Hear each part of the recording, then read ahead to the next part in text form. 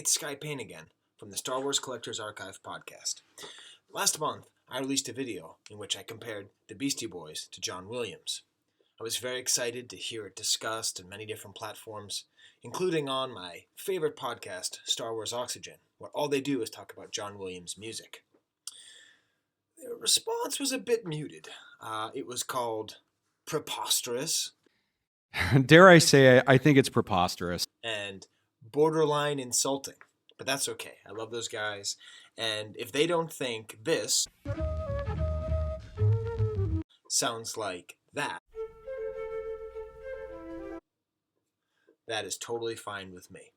But I was thinking, maybe it's just that it's too lowbrow. Maybe I need to get a little bit fancier with my themes and my thoughts. So I'm sitting here in my office, waiting for the new semester to start, printing out some syllabi, all that stuff. And I thought, well, there's another musical point that I find interesting about John Williams. And everyone's been talking about Snoke and Snoke's theme and how it's the same as the Darth Plagueis theme from Episode 3. And certainly there's some similarities there.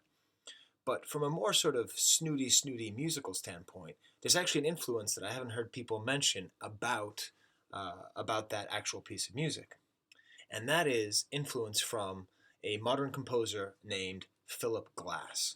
And in particular, his movie, Koyaanisqatsi, which is, if you haven't seen it, an amazing movie. It's all slow motion and stop motion, and it's pictures of life, and it's all about life being out of balance. And the soundtrack, which was actually sampled in the trailer to Watchmen by Zack Snyder, and Philip Glass's music has started to make its way into movies. It was actually produced by Coppola, and it made quite a big scene in the early 1980s. So what I'm going to do is I'm going to play you the tracks back to back. Okay, first we're going to start just with John Williams' Snoke theme. Now listen to Koyaanisqatsi by Philip Glass. What you'll notice is it's the same note, it's a very low men's chorus, it's the same timbre. To me, it's almost identical. So we'll listen to that next.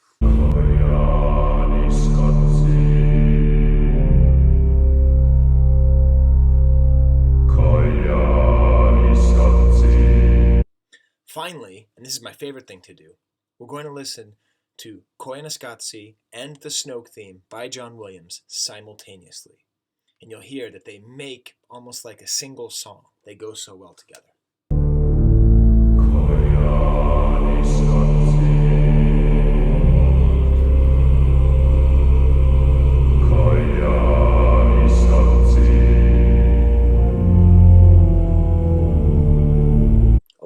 So thank you.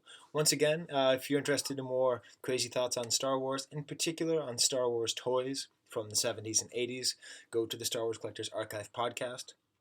Speaking of Snoke, I actually break down how we discover that Snoke is Leia. Again, these kind of crazy theories only come from the Star Wars Collectors Archive podcast. And maybe Reddit and all over the internet. But if you want the ones that come from us, Star Wars Collectors Archive podcast. Okay, back to the syllabus. Dare I say, I think it's preposterous.